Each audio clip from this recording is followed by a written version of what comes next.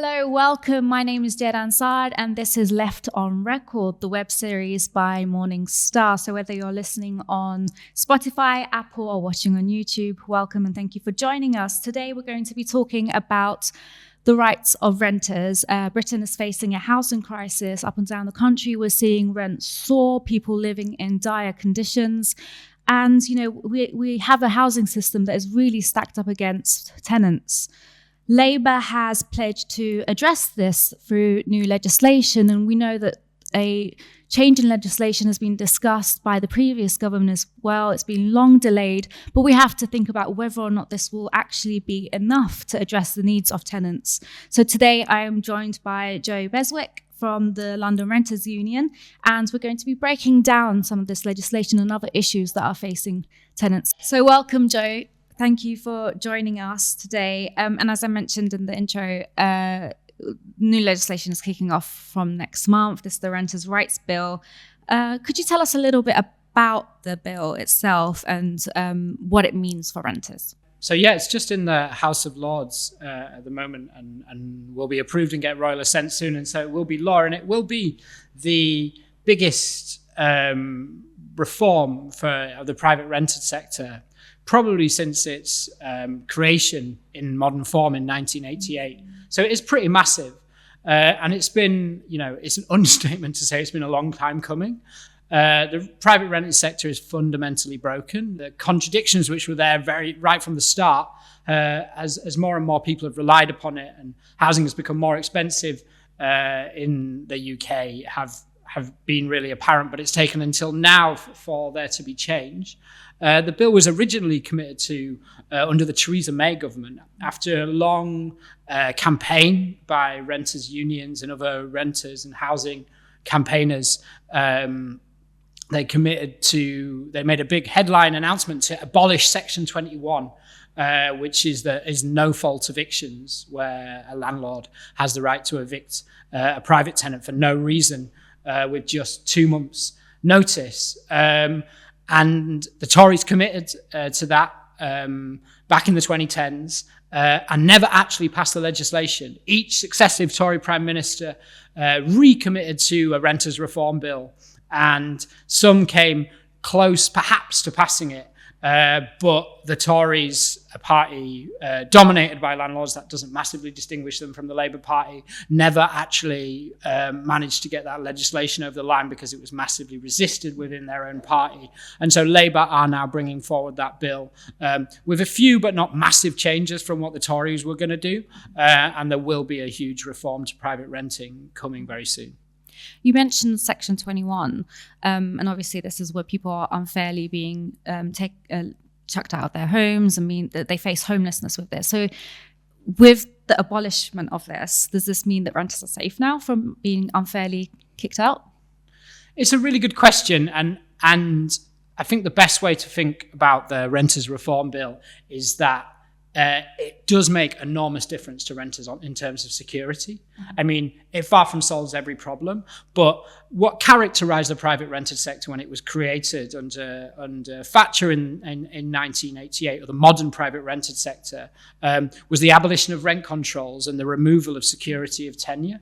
So renters up until that point had solid security of tenure and controlled rents, and they were totally abolished.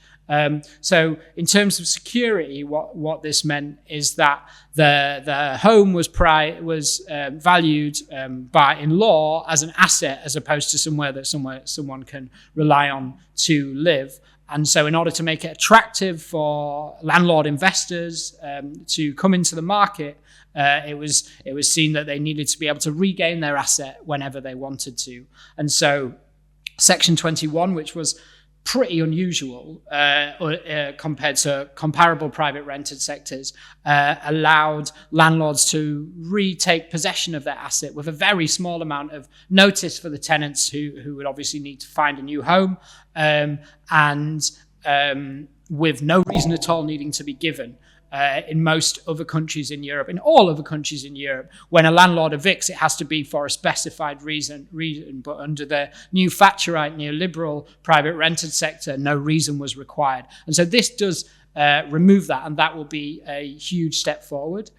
Grounds for eviction still remain: the landlord moving in, antisocial behaviour, rent arrears, the landlord intending to sell.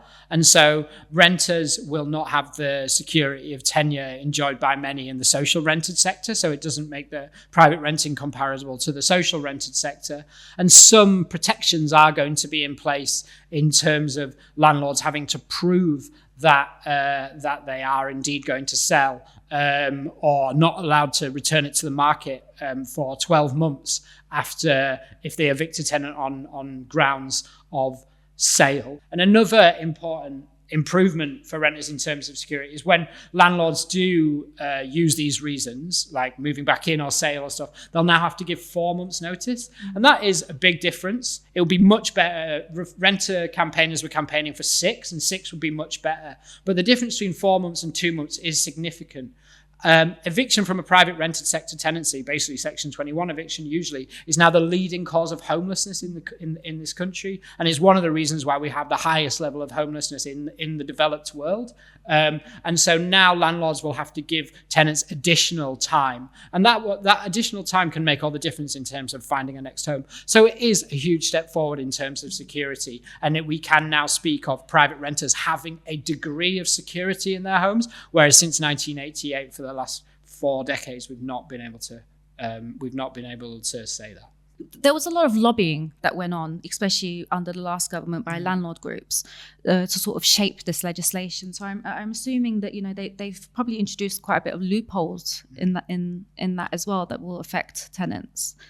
So the steps forward in terms of security are significant. As I said, they're not in any sense watertight, but they are really significant, and they will make a difference to millions of renters' lives.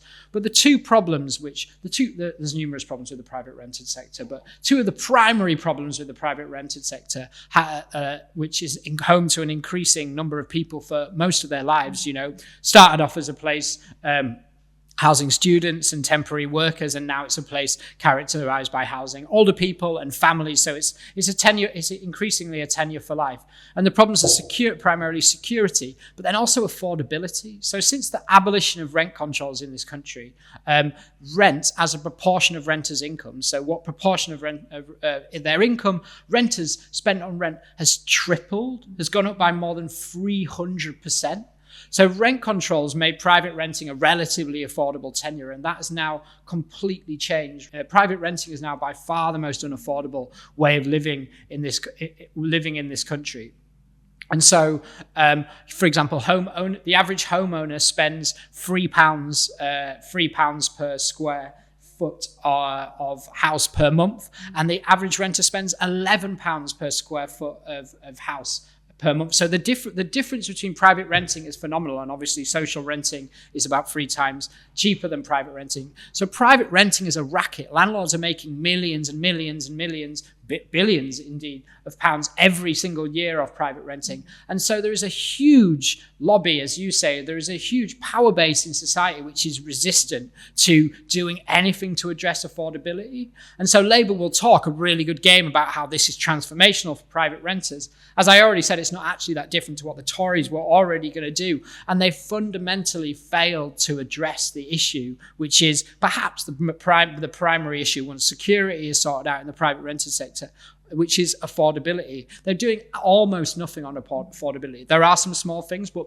basically the effect will be not to make renting any more affordable. Yeah. And speaking of sort of Labour's promises a little bit, they have pledged to build 1.5 million homes. But this sounds very vague to me. What kind of homes does this mean? They haven't really explained that. Where the funding is going to come from, they haven't explained that either. And obviously, housing supply is quite vital. Social housing supply is quite vital to be able to address the housing crisis. So I was just wondering what you thought about Labour's plans to build homes.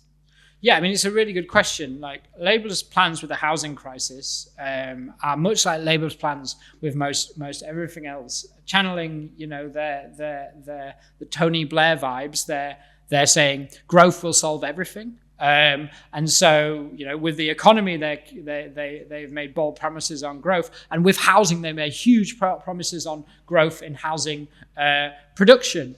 But like their economic plans, these plans on increasing housing supply are slowly hitting up against reality and being shown to be basically nonsense.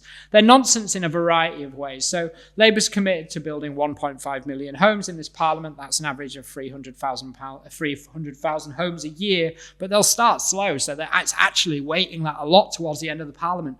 We have not built that many homes since just after the Second World War per year.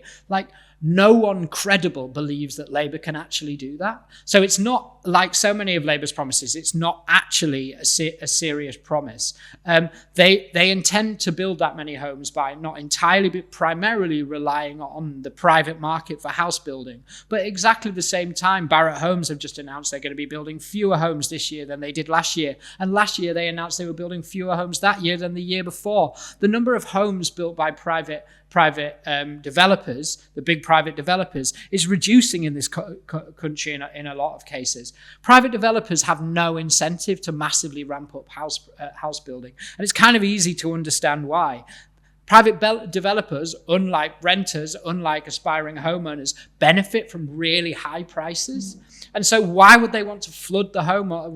The supply and demand element of that is clear. Why would they want to flood the market?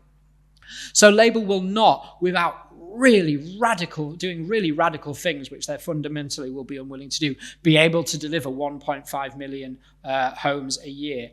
So as a proportion of that, and an increased proportion of that, they have said is social housing. And some of the stuff Labour is doing on social housing is good, and I can talk about that. But it's piecemeal. It won't be transformational. Labour is not going to be delivering that many homes per year, and Labour is unlikely to deliver a massive uptick in social house building unless they really bring some radical ideas to the table. What have they said about social housing? It's going to be a change. It's going to be a significant change from... It's not going to be significant enough, but it's going to be a significant change from a dire situation, which has been the case for decades. Every more recent government has maybe said some slightly warmer things about social housing, and we've seen a positive shift in attitudes towards social housing as the housing crisis has got worse, and people are stuck in the private rented sector, and then also things like Grenfell.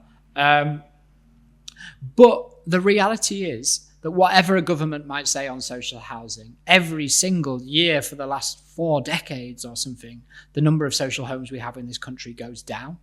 And that's not because we don't build any, because housing associations do build some, and indeed in recent years, councils have started to build them, but not as fast as they're sold off. Not as fast as they're sold off or primarily through right to buy or demolished by estate regenerations. And the positive thing to say about Labour is that in a bare sense, they will turn that around, I think. And the way they're going to do that primarily is really restricting right to buy.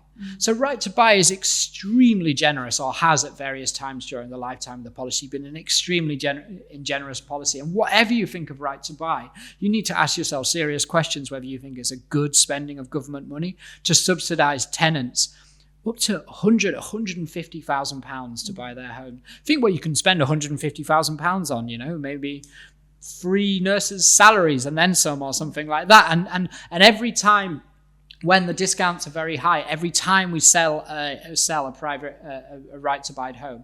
And so Labour are really reducing those discounts, and they're also putting in place some restrictions such that, for example, new build social housing might not be subject to the right to buy. And so it looks like while right to buy, if they pass this, which hasn't been passed yet, right to buy, while it will continue at a much reduced rate. And they are also doing some very positive things around land acquisition. This can sound quite techie, but one of the reasons, or the primary reason, that house prices are so high in this country is because land prices are so high. The value of a home is not usually primarily in its bricks and its mortar, but the land that it sits on. And in this country, that's usually like 2/3, 1/3. And in London, for example, even higher than that. And so what Labour are doing are are hopefully, if the legislation passes, going to allow councils and other social housing developers to access undeveloped land at the price that it currently is. So access a farmer's field at its price as a farmer's field, as opposed to its price plus that price plus hope value. And that hope value is how much it would be worth if it did have planning permission. That's traditional way of selling things. And Labour is going to transform that. And so that should make it cheaper to build social housing. So these, alongside some other changes, like allowing, you might not believe it, but councils have not actually been able to spend all of the money they receive from Right to Buy on building new housing. That's the only thing it was outlawed to spend it on. It just shows what the point of the policy was. And so that's now going to be transformed, and they will be able to spend all of the receipts they get from Right to Buys on building new social housing. So on social housing, Labour will reverse, I imagine, decades of decline. But none of the policies that they've introduced and the numbers that they're talking about, the money that they're talking about, is not going to delivering anything like the mass council house building programs which we saw after the Second World War, whether it was a Labour government or a Tory government. If Labour is serious about using the one thing which we know can long-term solve the housing crisis, which is council housing, they're going to have to be much more radical legislatively and also much more brave financially in order to make that happen. Yeah, I think that's really interesting about the Right to Buy not being like put back into social housing. It makes sense that is what primarily it would be used for. That's where my logic automatically goes to.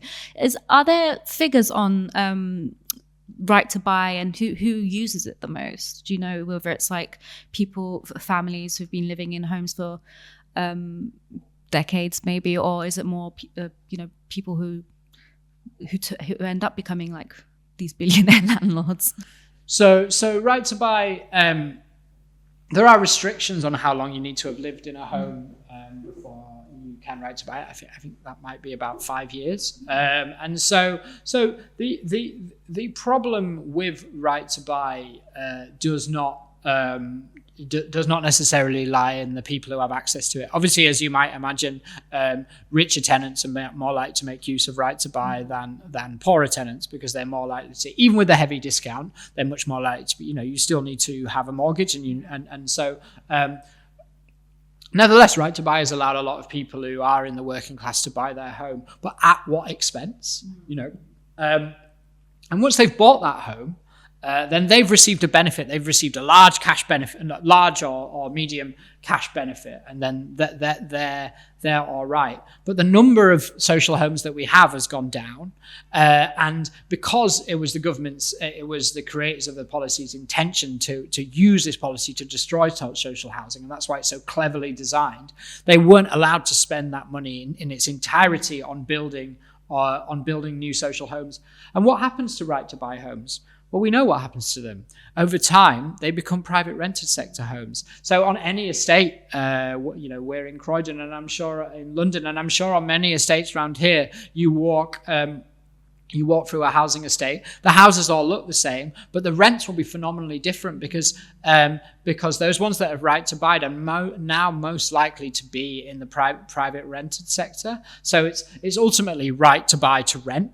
Not necessarily rented by the original owners, but they've maybe retired, they've moved out of the city, or where they've moved to somewhere else, and they've been bought by landlords. So we've just basically offloaded a vast amount of the assets held by the government through a large discount to council tenants, to landlords, and then who's paying the rent? Well, in a lot of cases, if people rely on housing benefit, which millions and millions of people do, then the government's paying that rent. So they had this asset and they received an affordable rent for it. They've sold it out off at a huge discount, and it's now in the hands of a private landlord who's leasing to a private tenant, and who's paying the rent? The government. It's a complete joke. Speaking of affordability, I think it's good to look at London a little bit in that aspect, because it's probably the city with one of the biggest disparities between wages and rent, and sort of the levels of income and poverty with the cost of living. In London, workers are really being priced out of the city, especially key workers. You know, the ones that even the bankers in the city need to keep the city running. I had a look at some of the prices. So I think the average monthly rent for new lets in London is about 2,121, and obviously this depends on the borough, the type of property, and it ranges from 1,500 to over 3,000. But when we look at the national minimum wage, which a lot of key workers are on, assuming that someone works over 40 hours per week, their income on the national minimum wage would be about 1,900. So there's a huge gap there. What's going to happen to London and other cities like London, but the capital, especially if the housing crisis continues to push these people out and spiral out of control? Yeah, I mean, it's a really important question. I moved to London, coming up to 15 years ago now, after I'd graduated from university, and I moved into a shared rental house, and I was earning, I think, around £19,000 a year at the time, and the ability to afford, my rent I was easily spending half of my income on rent every month. And I moved around from shared houses and paying an ever more amount and proportion of my income on rent. And I was getting fed up. And I remember a conversation with my parents when they were a similar age, and they moved to. My dad went to university, and then my mum and dad moved to Leicester to get a job. And they just walked straight into a council house, and they stayed in that council house for a while, and then they had a new council house where they. When they next moved, and eventually they were able to afford a house, and that council house allowed them to get on the housing ladder, but it also provided an affordable and secure place to live in the long term if they were to stay in council housing. And the difference with me was phenomenal, and it's one of the reasons that I got involved in the London Renters Union and helped set it up back in the day, was because the options for a huge number of people in this city, London, are increasingly narrow and increasingly crap. And that doesn't just include graduates like me. That includes like families. That includes a large portion of the younger working class. Like that includes older people who aren't well off or haven't been lucky enough to ride the housing ownership gravy chain. And so London, as you say, is becoming an increasingly hostile place to even have access to that most basic thing you need to do for a lot of those people who do, as you say, the jobs that keep this city going. Nurses, bus drivers, they can't afford to live here anymore, and yet obviously they are the lifeblood of this city. Cleaners, you take the tube in the morning and you see people making incredibly long tube journeys to clean the offices in central London, which are obviously needed, but none of those people can afford to live anywhere near this place. And so the residential system that London is operating is fundamentally broken. Landlords make absolutely vast amounts of money, including through the homelessness system. What this system produces is vast amounts of homelessness. And then a lot of that, because we don't have enough social housing, is privately provided. So London councils are spending £1 billion a year on homelessness accommodation, emergency, temporary accommodation, all because the housing system doesn't work, all because London is becoming unaffordable. And, I've had friends recently who've had children, and what's the one thing that my friends almost guaranteed to do when they have children in this city is leave, because you can't afford to have a new bed, to afford an additional bedroom, so you have to move elsewhere. And this isn't just me and my friends, it's happening across the city, and schools are closing. Like London schools are having less and less children every year, and schools in places of inner London are closing on quite a large scale because families can't afford to live in this city anymore. It's fundamentally broken. It needs rent controls. It needs a massive uptick in social house building if we are to make it like a viable place to live in the next decades. Yeah, and even towns that are sort of commutable distances that they're called, they've gone up as well. So it's really difficult for people even to live on the outskirts of London to come into the city. Yeah, I mean rents have gone up everywhere, and the increases that we've seen in the south, rents are almost at the maximum level they could.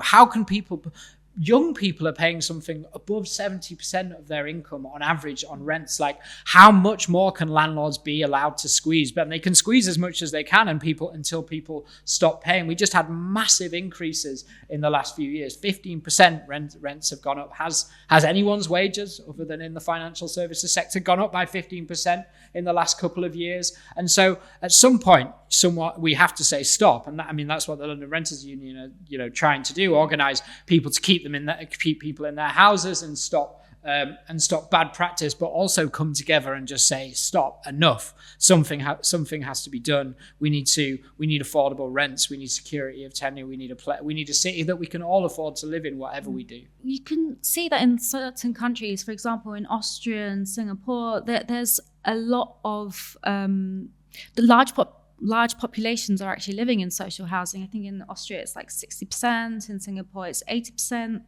And a lot of this is to do with, I guess, the government owning the land rather than, having the sort of systems that we've discussed. What would you say is some of the policies that Britain can learn from other countries? Well, we can learn from other countries for sure, but we can also, and this is not to romanticize, how things were in the past, but for a lot of the 20th century, we had a pretty viable housing system in this country. To buy a house wasn't that expensive, generally about 3 times the average income. So if you're middle class or upper working class, you might be able to afford to buy a house. But if you weren't, council housing primarily was widely available and at affordable rents. And so apart from in specific places at specific times, for lots of the second half of the 20th century, we did not have a housing crisis in the country. We did not have a crisis of affordability and a crisis of homelessness, anything like on the scale that we do now. Homelessness have trebled at the same time as that rents have trebled as a proportion of renters' income. It's not surprising. And in terms of policy, there are many different ways to say it, but I think nothing illustrates it better by the fact that you might be surprised that we actually spend, proportionally about the same amount now as the government did during the heyday of the council house building, era. So it's not that by cutting back on all these council housing and privatising it and selling it off and not building any new stuff, they've saved a large amount of money. But instead, in the 1970s, 95% of what was spent on housing policy was spent on building new council homes. Whereas now, over 95% of what's spent on housing policy is spent on paying people's rents. So the policy priority of government has shifted from supply to demand. So it's shifted from building assets which the government owns, which provide a long-term income and also happen to provide a stable, affordable and secure place to live for working class people and others in this country, to move to a system where they shell out tens of billions every year to landlords, primarily private landlords. And so this system is such a racket and so unusual because it makes absolutely no sense that we actually spend 1.6% of GDP every year on housing benefit. How much does France spend? About 0.4%. How much does America spend? About 0.6%. How much does Germany spend? I think it's 0.5%. We spend double that any other rich country spends on housing benefit. We have developed a system where we haven't saved any money in the neoliberal era of privatization. We've actually just decided to, instead of building assets and providing people with homes, places to live, we just give vast amounts of money to landlords. So what should we do? We should unwind that system. How do we do that? Well, we impose rent control. So we limit the amount of money we give to landlords, and we also make renting more affordable. And at the same time, we build massive amounts of social housing, and Labour has some good policies in that area, but we need to do that, times 100 if we are able to build once again a system in which most people can access an affordable and secure home. Speaking of spending on housing as well, it's the case that spending on temporary accommodation has actually trebled, I believe, in the past 10 years by councils. And for me, this sounds really ridiculous because it seems like short-term solutions and a huge amount of spending for these short-term solutions when that money can be put into the social housing that's needed. And even these temporary accommodations, they're, really terrible conditions as well, especially for people with like children or with family members with disabilities. Usually those accommodations are not able to meet their needs, whether it's spacing or accessibility. What measures do you think that could or need to be put in place to basically stop this spending on temporary accommodation and being pushed into social housing instead? The money that the government spends on temporary accommodation, and just the temporary accommodation system in general, is one of the biggest and rarely talked about scandals in this country. Because of a lack of social housing, because we abolished private rent controls, a large number of people are finding themselves homeless, like tripled. Homelessness has tripled and is by far the highest in the developed world. But because the government still takes some responsibility for those people, it then has to provide a home for those people unless it can manage to find them what's called intentionally homeless. But if they're found to be unintentionally homeless, then the government has a duty to house them. And so because it's cut back in these other areas and decided to prioritize landlords over tenants, it then finds itself in a situation where these people can't actually be housed in social housing in places like London and so many other places because there isn't any. And so then what do? Well, they rely on those self-same private landlords often, or large institutional landlord investors, to provide accommodation, often paid on a nightly rate. And the thing about that is that means it's really high because it's called temporary accommodation. But many families, and these houses are terrible, have been in these places for years. So it's a complete racket. The only people that benefit are the 1% investors. People are living in absolutely terrible housing as opposed to social housing. As you'll probably know, much of them are shipped out of where they might report to, say, Newham Council in East London and say, I'm homeless, I need accommodation. And they're like, okay, sure, we'll give you a house, but in Birmingham. And so the system is fundamentally broken because no political party has been willing to say that this economic model that we've developed, which is relying so clearly on house prices growing and prioritizing homes as assets as opposed to a place to live, is producing the most perverse and fiscally expensive problems. As I said earlier, £1 billion a year has been spent on temporary accommodation. And the solutions are quite obvious. They won't be quick, but they're obvious. And we just need a government with the courage to start doing them. Yeah. There's also so many empty housing as well. We've heard of that, and I'm sure our readers have heard of this as well because we've reported on it. But these are, I believe, mostly due to people owning multiple properties and the wealthier end of the public owning multiple properties, and these are left unused. What do you make of that? Yeah. So I mean, empty homes. Empty homes of those sorts, as opposed to derelict sort, are just a really good representation of everything that's broken about the kind of model of residential housing political economy that we've developed in this country over the last 40 years. When you prioritize homes as assets, when you tell people that a good way to sort out your pension is because pensions are becoming less and less reliable, is to buy homes. When you make it when you introduce buy-to-let mortgages, which makes it extremely financially easy and efficient for people with a lot of money or with a sizable amount of money to invest in private rented sector accommodation. When you allow people to own second, third, fourth homes before lots of people own even a first home, and when you do all these things, you create a system in which the homes that you have are primarily seen as financial assets as opposed to places to live. And then so in addition to, take this city in London, in addition to the millions of people who aren't adequately or affordably housed in this country, you also have a large amount of demand for housing coming from the global rich. And so when you've created a system in which housing, particularly in the southeast, but also increasingly across the country, is not just bought by people seeking a home, but is bought by investors, whether they're from this country or another country, then you get really weird things where if a house is a store of wealth, then why does anybody need to live in it? And so that's why so many of these large towers in city centres look pretty unlived in. It's because they are unlived in.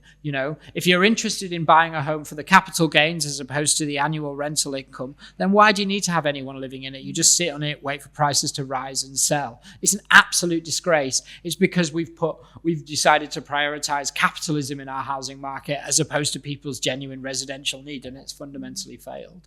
Yeah, it's just so greedy, I think, to the way that it operates. And I think people from my generation, especially, the idea of being a homeowner is like completely foreign and completely like a complete dream. It's not something that's on the table. Meanwhile, we are, facing people who can really exploit their wealth in this sense. And then there's people who don't even have a roof over their head. Going back to some of the rights that people have over that renters have, are there publicly available legal aid or other types of support or rehousing support for people who are being moved from their homes under supposedly legitimate grounds or unfair standards? Yeah. When I mean, the sad fact is that at the moment, and obviously the Renters Reform Bill will improve this, but like at the moment, renters are evicted for outrageous grounds, but they do happen to be legal. But renters, there are a number of housing advice organisations out there, and anyone being evicted should seek advice, because often you can at least achieve a delay. Where you have extra time to find somewhere else to live, and they include things like local law centres, citizens advice bureaus, but also Shelter has a good housing advice service. And then in lots of cities, there are renters union, like my union, the London Renters Union, but in lots of cities around the UK, there are renters unions. And renters unions, using a trade union model, often manage to keep people in their houses when people are being illegally evicted, win people's deposits back and stuff like that. So both in terms of an organising model and an advice model, there is support out there, and I would encourage your listeners to join a renters union if they're in the private rented sector. How can members of the public what can they do to collectively take action or address some of the issues that they're facing? For example, the deteriorating conditions, to be being forced out of home. So we have heard of rent strikes in the past as well. Are they effective, and would you encourage people to be involved in that?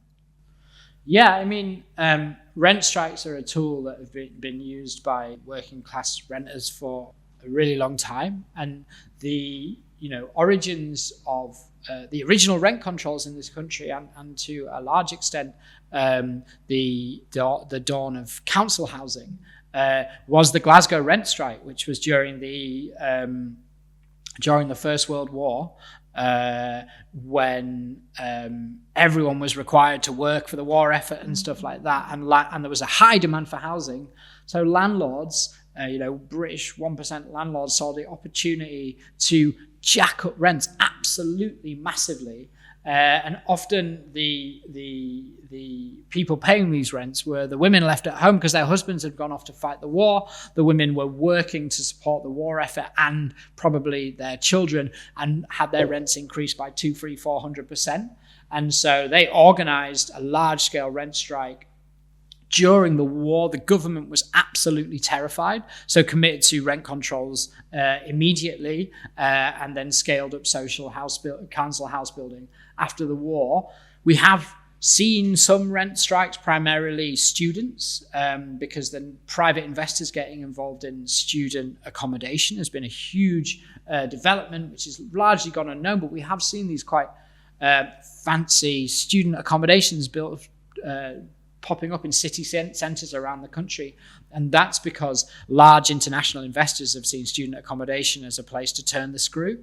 And so some students have gone on rent strikes somewhat successful, with varying degrees of success, but definitely with some success there. And, a massive rent strike is definitely one of the ways that we could win serious, meaningful rent controls in this country. But that's a step on the journey, and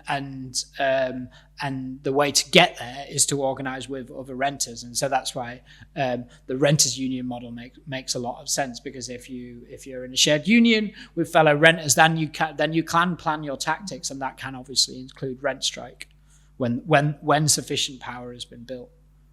So is there any sort of upcoming actions that the London Renters Union is taking to address these sort of issues?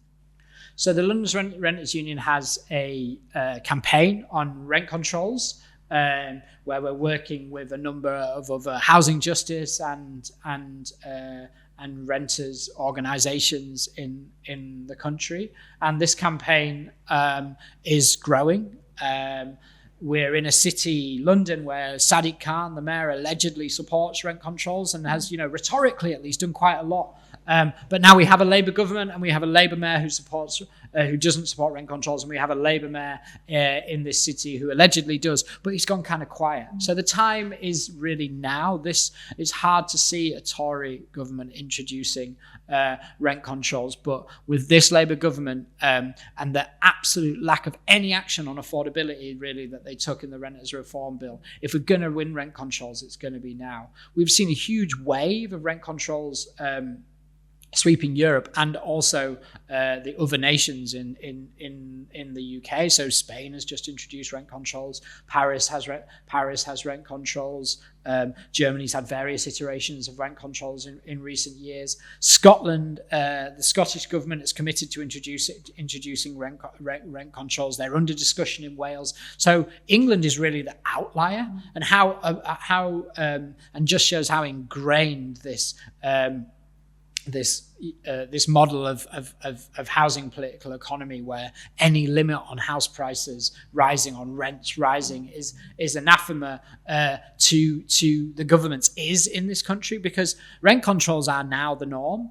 And they have been in various forms the norm for all of the 20th century. It's well understood that rent controls are how you make renting affordable, and that the arguments against rent controls, while there are some challenges and they're not a silver bullet, they are not they are overstated.